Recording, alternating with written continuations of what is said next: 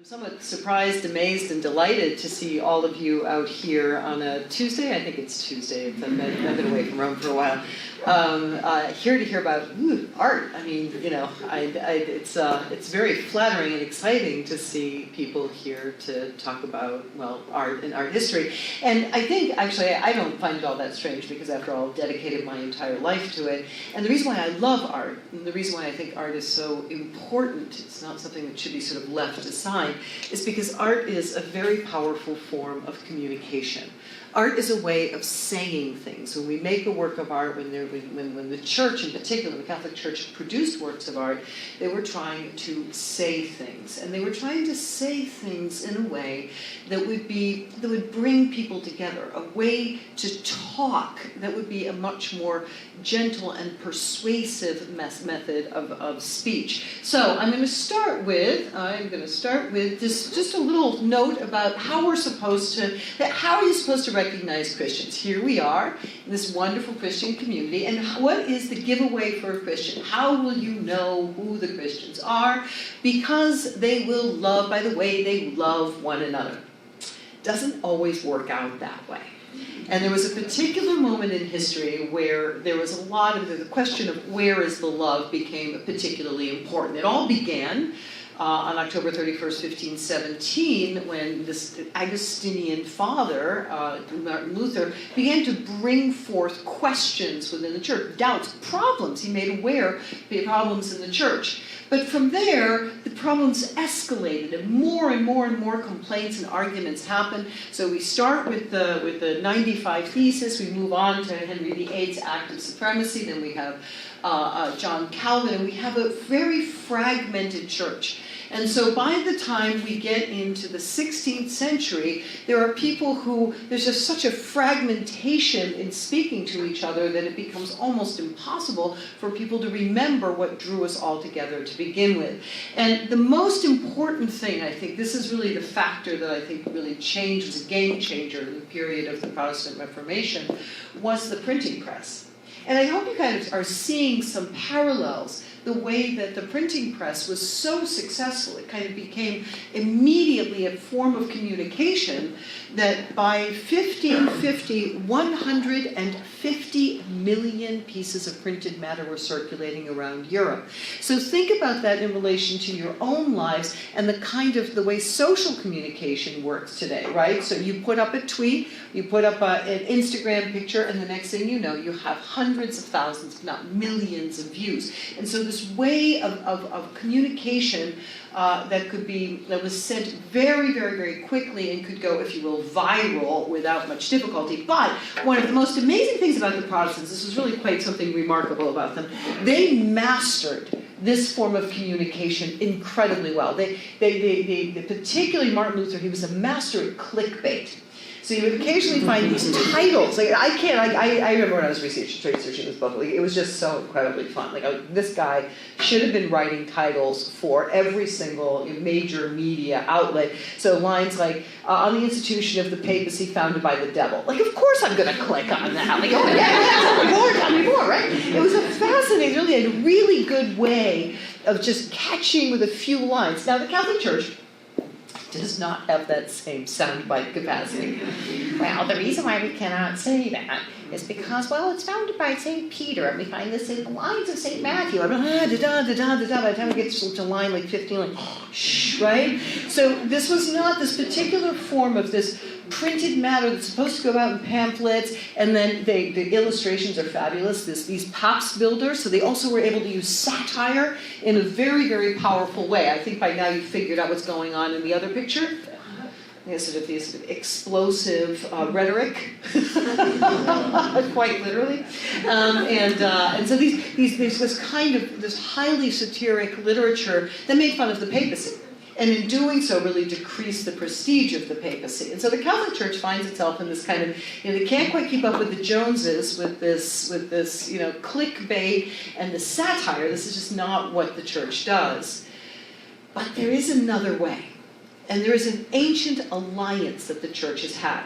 But more to the point, if you look at where the situation is by 1520, with this kind of rhetoric, with the defensive nature of the way the Catholic Church is responding, you really hit a point by the 16th century where people can't talk to each other anymore. A conversation can no longer happen. So you have these storm clouds rising, the kind of language that people use towards each other. So this kind of back and forth, and perverse heretics and impudent vagabonds. I love this stuff. And so you can see it's the age of Shakespeare, right? Like Shakespeare, like the best insults ever. And so you have sort of hit an impasse in the conversation.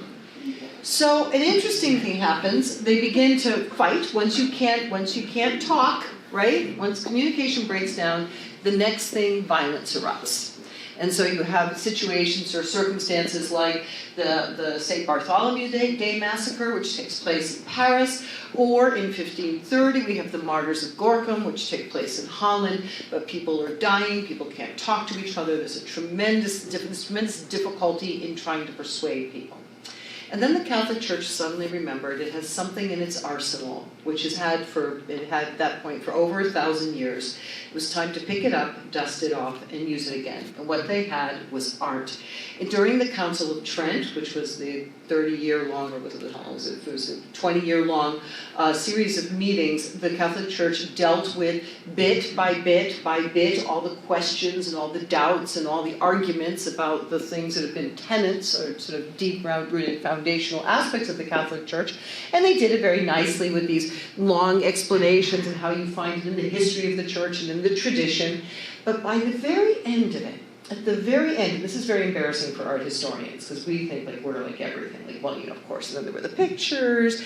Turns out that it took the very last meeting of the Council of Trent in 1563, the 25th session on December 4th, 1563, when they were just about to close, I think everybody was packing up the suitcases, and they're like, hey, wait, what should we do about art? So, so much for art history being everything. And they, yes, I know, we're constantly reminded, we art historians, of how irrelevant we are. But they did decide that art was important. And they decided that the Catholic Church would continue to back art. This was a real question during the Council of Trent. It's a real question during the 16th century, whether the Catholic Church should continue to promote, sponsor, and commission art, because it looked like art was becoming part of the problem. But in 1563, they decided that art would continue, but art would need to serve as an assistant. It would be helpful. It's supposed to be a helpful element. And so art was permitted, or was encouraged, but was encouraged with three little caveats. They have to do three things. One is it has to be clear. You have to understand what's happening in the picture, which I can't help but feel is sort of a useful thing. It's supposed to be accurate, so you're not allowed to make up scenes from the Bible anymore. There's a lot of artists that kind of make up scenes in the Bible, and they're kind of, maybe you should stop with all this kind of stuff that didn't happen, these artistic embellishments, like those crazy scenes of the resurrection. And the last thing is it has to stimulate towards piety. And that, for artists, is going to be pretty much the stumbling block. If I were to say, here you go, here's a pen and paper, could you stimulate me towards piety? How are you going to do that? And so that's going to be probably the most interesting part of that's actually what this talk is really about. So I want to stop for a second, just give you a little sense of how art works. This is one of the reasons why art is so effective, because when you're screaming at each other, you're kind of looking at each other and you're screaming at each other. But you know what happens when you're in front of a work of art? You're all looking at the work of art. And that helps us to direct, first of all, away from that sort of personal attack mode, and we look together at something. If we look together at something beautiful, it gives us a sense of having something in common. I'm in the Vatican museums every single day of my life, basically. And I've noticed something kind of interesting, that you may sort of start walking into museums, you kind of feel this kind of, I'm just doing 3 hours with this person. This person's already irritated me within the first 5 minutes. What am I going to do? And then we all look at a work of art.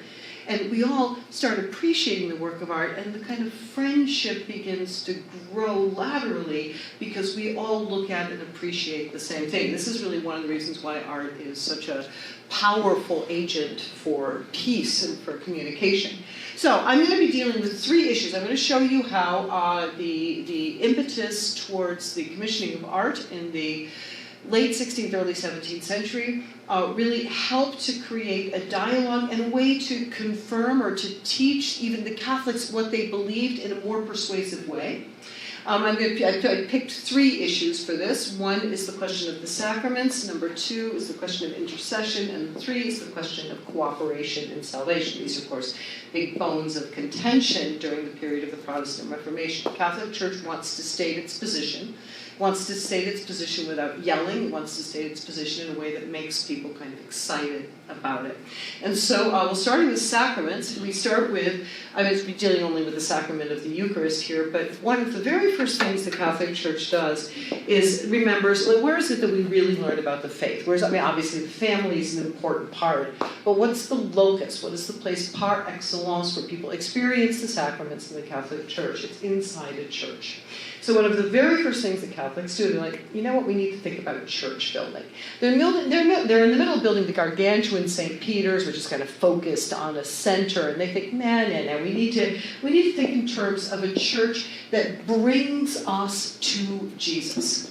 And so they go all the way back to the beginning. They remember back at the very, very, very beginning, when Christianity was first legalized, the very first time people like you and me were able to be in a room, talk about Jesus, and not be looking over our shoulder for the Roman soldiers to come and take us out. So the very first time that we got to all be together and talk about and tell the world who Jesus is, and it was the Jesuit order that said, we need to build a church like those very, very first churches that we built way back in 313, 324 is when it was built.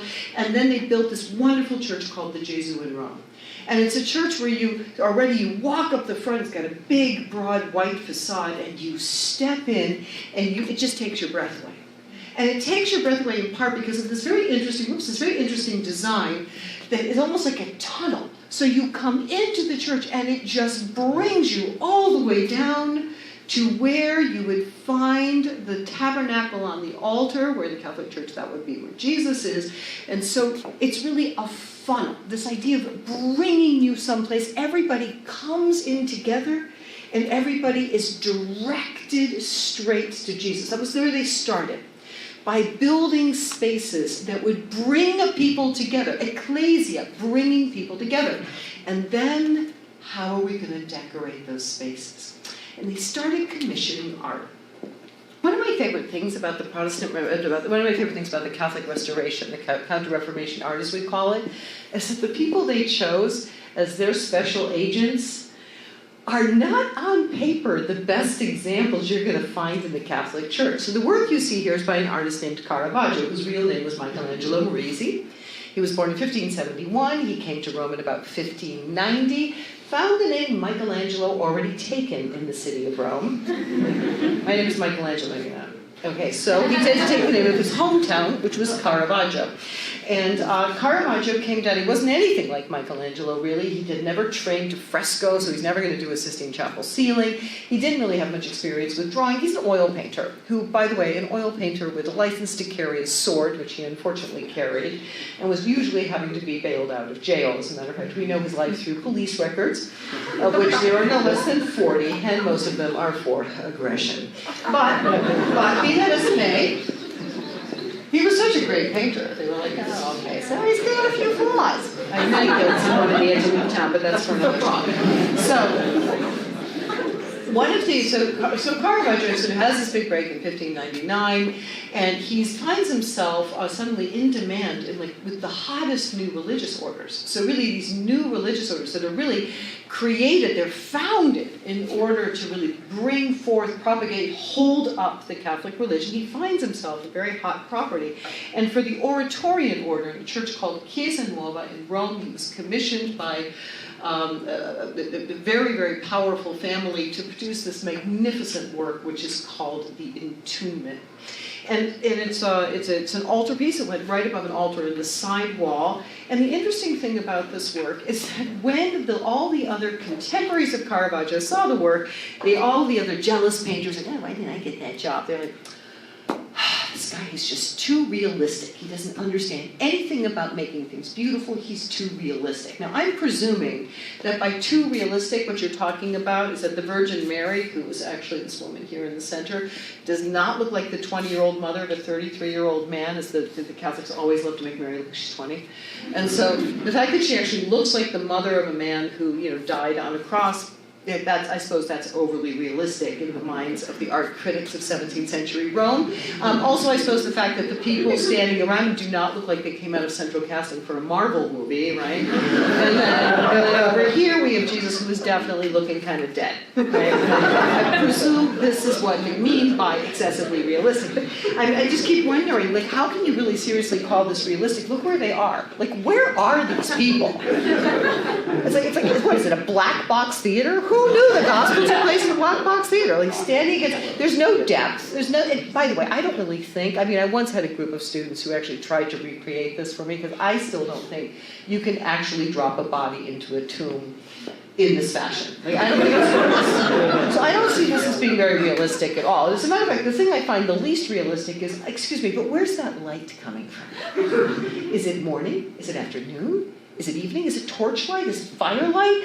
Did Caravaggio have a time machine and go to some Hollywood studio lot to pick up a spotlight? Because where is that light coming from? And so Caravaggio is actually using an intentionally artificial light. There is no way that light can have been produced in nature. He's not trying to be, he gives you these kind of 2 or 3 little nods to overly realistic, and then he throws in something that is completely unnatural to realize we are looking at something that is more than nature. It is supernatural. And supernatural in particular, given the fact that we are putting Jesus in the tomb here. Now, here are some of the details. So here's our little guy over here who I don't think could actually be cast in a Marvel movie.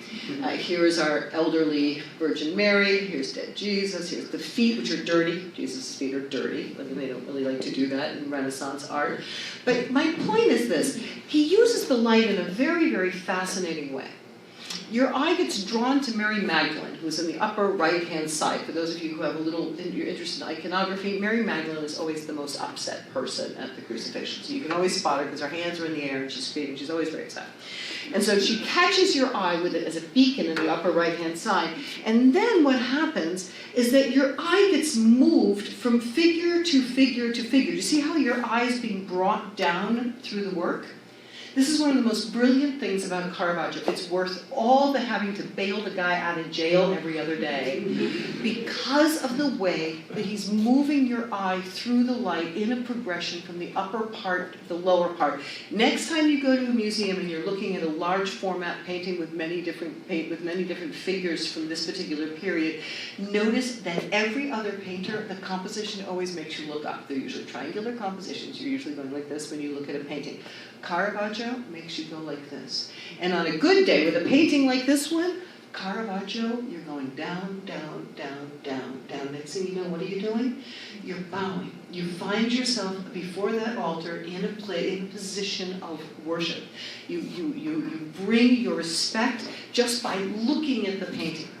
Then, that body, which I'm sure is familiar to some of you, Caravaggio understood that he had a famous namesake in the town, and he didn't shy away from it.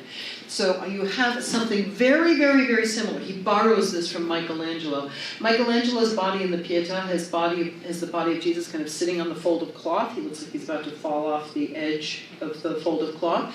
And this kind of heaviness of Jesus' body, you see how he looks like he's about to kind of just sort of slump down onto the altar.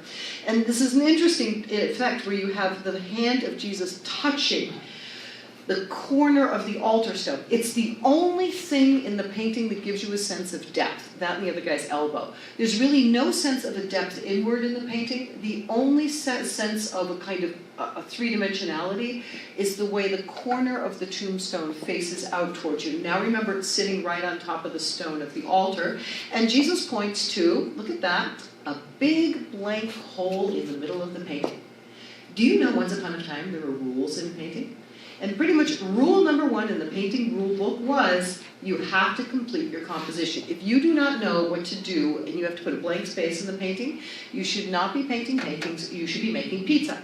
And so Caravaggio not only leaves a blank spot in the painting, but then he has Jesus pointing to it, going, did you notice I left a blank spot in the painting? And so it makes it, so what's he doing? And this is where it gets interesting. In art, it's always important, it's tremendously important in art to realize where the work of art actually was. Today you see it in the Vatican Museums because it was taken by Napoleon and a long saga, but originally the work was supposed to be at an altar. Now let's imagine the priest coming to the altar, and he lifts at the moment of consecration, he lifts the host, he says, this is my body which will be given up for you. And the body of Jesus is about to come crashing down onto the altar. This heavy body is coming down towards the altar just as the priest lifts the host. That is a powerful way of getting the point across of what the Catholics call the real presence in the Eucharist, the body of Christ in the Eucharist. So, from there we move on to intercession. And intercession has to do with the idea of saints, of the Virgin Mary, of people who are kind of going, they're advocates for you in heaven. So basically, you're a little worried about talking to Jesus, you just have Mary handle it, right? But in particular, I'm a mom. I know, actually, I'm a mom and I'm a professor. I know a lot about intercession. As a matter of fact, I don't know how many times Father Garrett was asked to intercede for the rest of his students. Oh, Garrett, because she likes you. She'll say yes to you. The students would like to know. And of course, there's always like the kid that's in good graces. Go ask her, she'll say yes to you. Okay, so yeah, that's what that's about. Now, so on the grander level, there is the sort of the one of the greatest bones of contention regarding intercession has to do with the person of Saint Peter, and so in particularly the work of Lucas Cranach the elder, we have a lot of sort of mocking of Saint Peter. Saint Peter comes in for more satiric writing and publishing than anybody else, and this is of course the famous Christ and Antichrist series. So every good thing that Jesus does, you have the Pope doing the exact opposite. And this is a tremendously popular book. So how do we restore the prestige of the papacy after this kind of denigration? And so they decided to, and the church decided to start paying attention to a very specific location in Rome.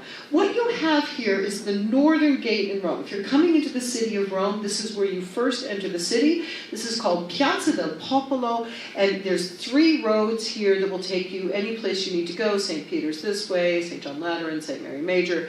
So it's made for pilgrims. It's made for religious pilgrims. The city is designed around religious pilgrims. So, they're expecting, for the year 1600, the Jubilee year 1600, they're expecting 3 million pilgrims, which is a lot of people.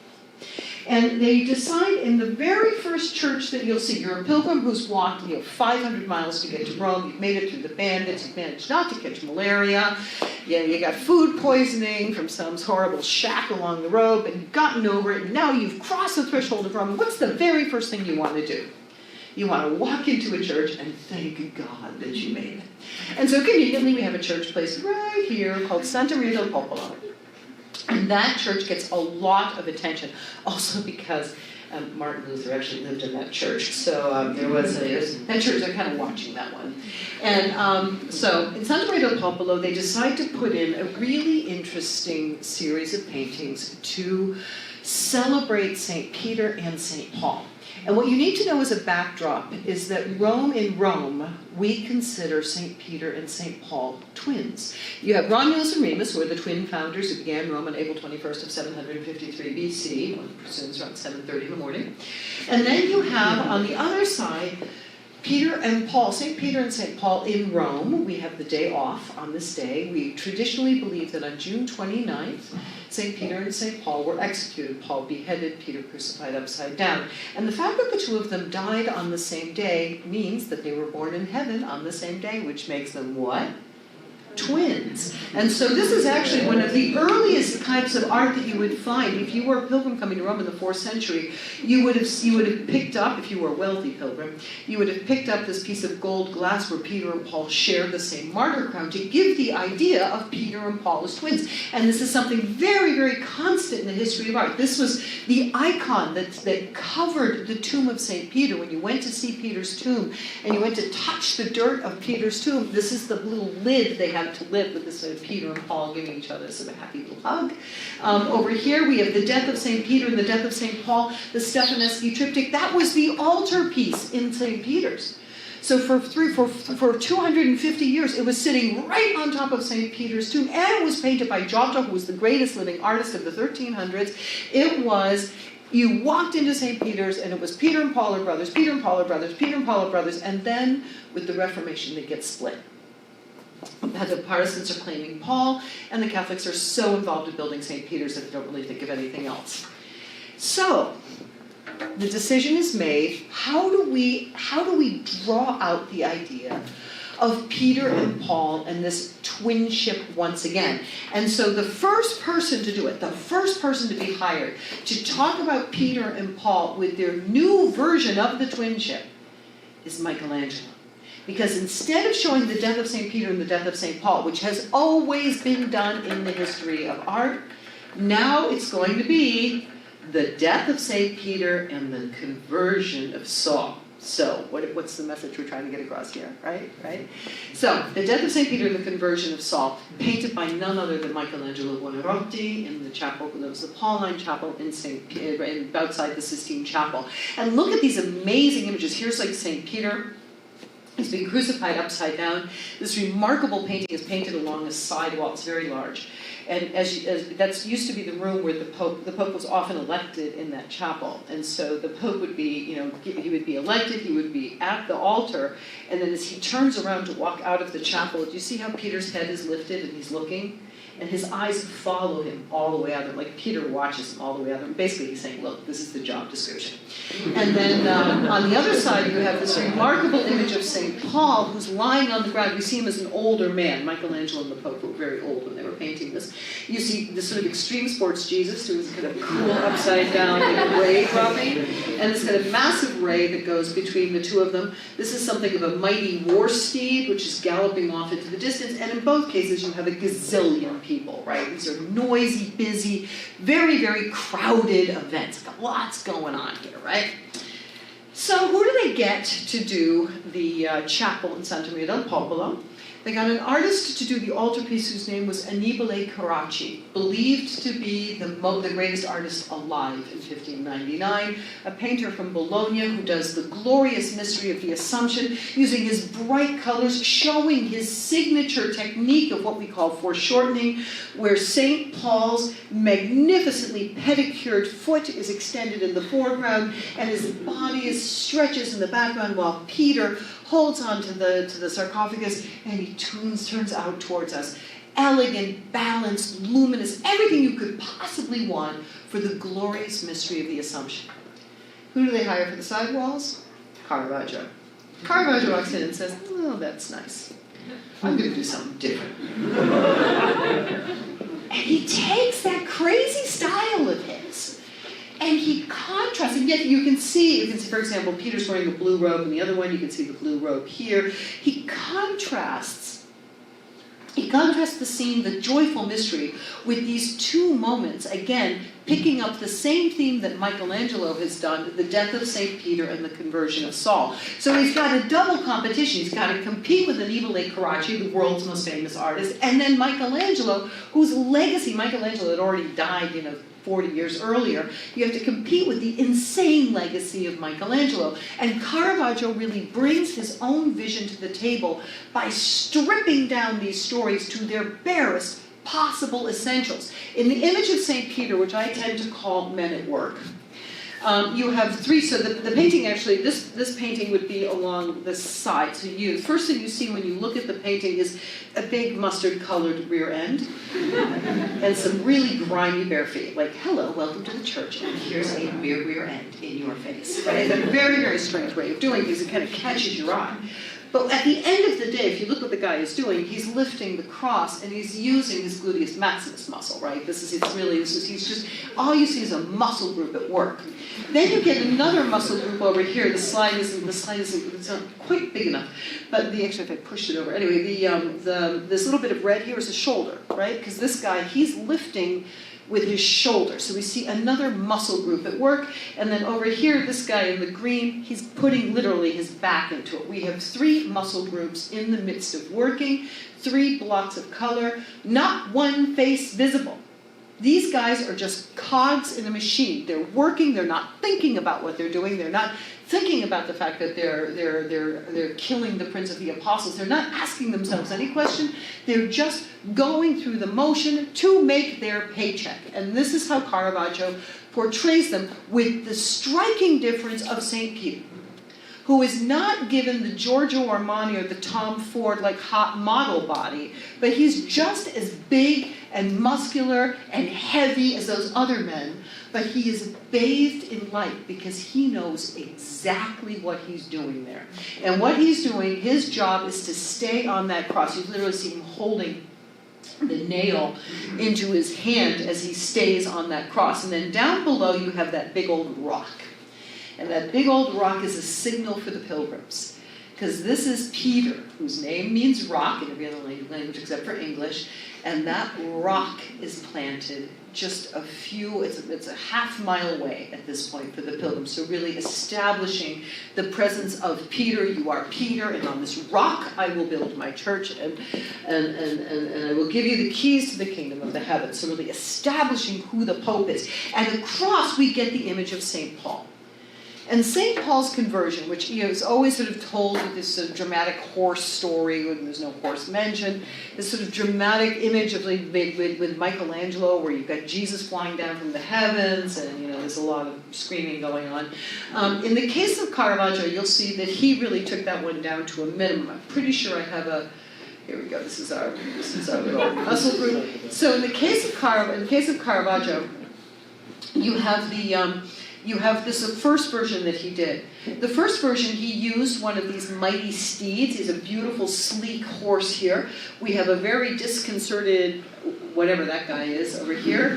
We have Saul lying on the ground with his big old bushy beard, holding his hands over his eyes, and Jesus is coming in, supported by a couple little angels who are holding him in his upside-down, apparently wearing a Dominican robe. I can't quite figure that one out. And we can see how it's related to what Michelangelo did over here with Jesus kind of, again, see the upside-down effect of Jesus, the light coming down, the figure here on the ground is remarkably similar to allude to the blindness of Saul.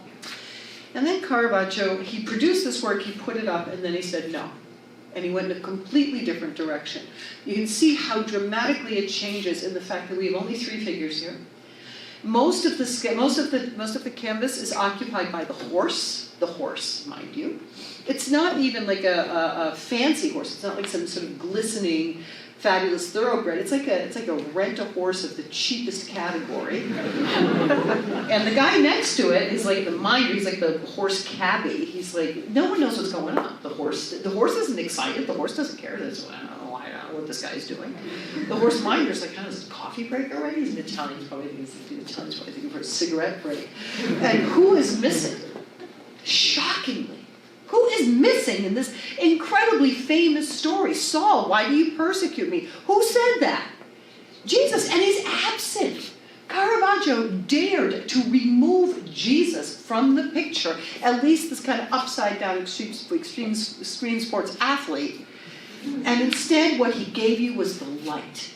This pure light. Christ as light, a beam that shoots through everything else to find its mark. It's not interested in the horse doesn't see it. It's not interested in the minder doesn't see it. It's looking for Saul at the bottom of the canvas, and there, for the first time in that entire canvas, the color arrives. It's beige and brown, and then orange and red. So he's lying against this red backdrop of his cloak with the orange cuirass. It gives us that orange and red together, which are the colors of flame, right? fanning the flames, I believe I just heard. So this idea of setting the world on fire, it's literally igniting St. Paul. And instead of holding his hand over his eyes, Caravaggio gives us the image of these open arms as he accepts this voice, he accepts this transformation which is taking place at his core. It's a very, very, very beautiful and yet intimate way of showing conversion. It's not about people playing horns, it's not about, there's not a lot of act, it's just a moment when, in his deep, powerful interior, touched by God, St. Paul sees the light. Okay? So, now, I'm going to go through the last one. I'm running out of time, so I'm going to go through the last one quickly, but I'm not going to give it up because there's nothing like a beheading before dinner. And so we're going to, the last one we're going to talk about cooperation and salvation, which is, of course, the most complicated. It's almost like stimulus towards piety, right? So, how do you cooperate in your salvation? First of all, I thought, what are you going to do that Jesus didn't take care of? Like, seriously. How are you planning on participating in that whole crucifixion stuff? It's kind of like, it is kind of like asking your dad if you can borrow like $5 to get him like a Father's Day present. But at least you asked, right? At least you tried. And that's really what this idea of cooperation is. Like, let's just kind of show, I just want to get you something. I can't afford it. I don't really have any money, but can I just try to show you? And so that's what this cooperation question is about.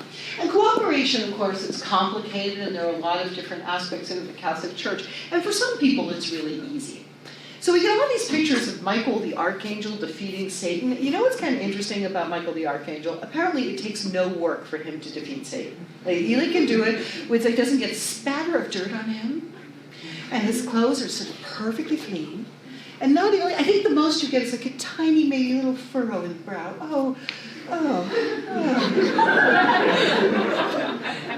it's just, he's an archangel. It doesn't matter who he's fighting. The big old ruddy, dreadful, nasty Satan down here at the bottom, even though he's got 100 pounds on the guy, right? He's like all muscle, and I don't think there's like a muscle. Maybe he's got a little something going on in the calves. But it doesn't take any work for Michael the Archangel to defeat Satan because he's Michael the Archangel. What about the rest of us? The rest of us, it's not really that easy. And so we see a body of work. This is Annibale Carracci again, this rival of Caravaggio, who shows us, he was a really beautiful painter. He shows us these stories become very popular. He shows us the stories of Susanna and the elders. Susanna, a beautiful married woman, minding her own business, taking a bath in her garden, and out come the creepy old men. The creepy old men, they're in a pretty good position because, they're creepy old men in a world where creepy old men seem to have the upper hand. And the creepy old man said, listen, you're going to sleep with us, because if you don't, we're going to say you did anyway, you're going to get stoned. So, stoned to death, so there you go. And she decides to throw her chances with the Lord. And she says, no, not going to do it. And they accuse her of infidelity or adultery. And when they go to accuse her, it looks like she's had it. But then in comes Daniel, and Daniel develops he actually invents cross-examination, and therefore subpoenas any lawyers. And he saves Susanna in extremis. But the real point here about this painting, the reason why they like it, besides the fact that she's kind of pretty and it's kind of an exciting story, the reason why they like this story is it's a reminder, sometimes when you have to defeat evil, there's nothing that Susanna can do. All she can do is stay the course and what? Pray. So you look at her, she's not looking at them, she's just looking straight up into the heavens. She's holding on for dear life, she's looking straight up the heavens, because sometimes the only way you're ever going to defeat evil is you just have to pray. So that's one way that you do it. And Annibale Carracci, who's that kind of nice, delightful guy who gives us pretty paintings, shows us the one way.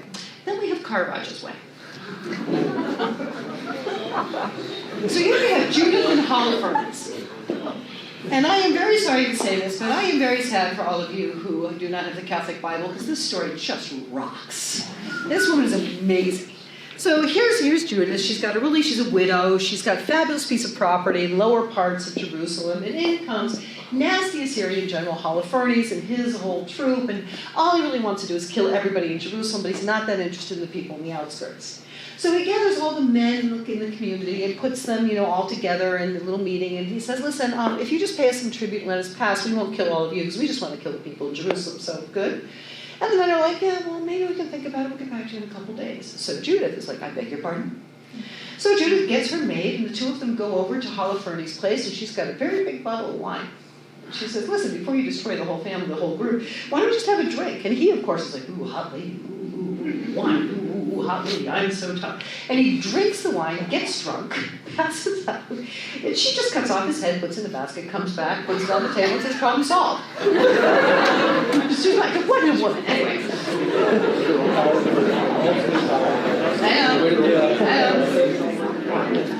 So Judith and Holofernes is probably, insofar as sort of domestic commissions, things that people commission for their houses, she's one of the most popular subject matters of the Baroque, Counter-Reformation Baroque era. She's an image that represents virtue versus vice. So Judith represents virtue. Judith is with her maid because she is chaste. She doesn't get him drunk by she doesn't seduce him. She simply, sits there and lets the poor guy stew in his own juice, as it were, and lets him get drunk. Lets his vice take over while he starts dreaming about all things he's going to do. So Judith is the representation of virtue, and he's the representation of vice. Now, before Caravaggio and my beloved Artemisia Gentileschi, who you see over here on the left, this fantastic female painter from Rome, the image of Judith would always be Judith post-murder of Holofernes. So they got the head in the basket, carrying the head over the shoulder. I mean, it's a lot more, it's kind of done deal. Caravaggio was the one who thought, wouldn't it be fun to show Judith mid-saw? And it's a very it's a little disturbing. I get a huge kick out of it. But when you look at Caravaggio's painting, Caravaggio has a painting that is obviously meant to capture, you've got the sword halfway through the neck. It's extremely graphic on the surface of it. But again, that naturalism, that realism of Caravaggio that's really not real? Because the guy is bleeding yarn. Looks like little pieces of red yarn coming out his neck, right? And I don't think you can saw off someone's head in this position. I mean, not that I've tried it personally. But this does not look like a very effective assassination method. So there's something about it that Caravaggio is really trying to get us, he's trying to show us the sort of distaste that Judith has for the task, but her determination to go through with the task anyway. And then you have Artemisia Gentileschi, who had lots of reasons to be angry with men. And she gets really right into it. Resolving the problem with Caravaggio, actually, if you do want to saw off someone's head, you do need to get a fair amount of counterweight going, right? So this is a lot more convincing in the hands of Artemisia. She's holding that hair down. It's very impressive. And then she's got the maid who's holding him back. And the point I'm making is that this is another painting that got people, it was very shocking to many people, obviously. Many people were a little bit like, is this what we're looking for? But the message they were trying to send was a very powerful one. Especially that one of Artemisia Gentileschi, who's a little blood spattered, her hair's coming a little loose. I mean, Judith, she manages to saw off this guy's head without getting the hair out of place. She's in this big white shirt with no blood on. It's like, power to you, sister. But the fact is, the fact of the matter is, it's a reminder of something very, very important. Sometimes we're going to pray and we're going to be delivered from our problems with prayer. But at the same time, sometimes we have to fight. And sometimes when we fight sin, we're going to get dirty and messy. Now, we don't get to look like Michael the Archangel when we're fighting sin. Sometimes we're going to get mud spattered and blood spattered, and our clothes are going to get turned, we're going to get bruised and dusty and dirty, and that's what it takes to combat sin. And so this is a very beautiful way that they remind us that that is one way that we really do cooperate in our salvation. When temptation comes, when the sinful patterns come, yes, we pray. But there's a part of it where we have to roll up our sleeves, and we have to get out our weapons, and we have to fight down sin. And these artists made it look, well, kind of cool, right? And so all of that is so that one day we can all become heroes in heaven. And so that last slide for you is Michelangelo's Last Judgment and the extraordinary winner's circle of heaven, where you see these amazing bodies circulating around Mary and Jesus, which are all so beautiful And a reminder that we are one of the greatest pieces of art they put forth was a reminder that no matter what we look like in our sinfulness and our littleness and our pettiness and our brokenness, we are all destined to look amazing with God in heaven.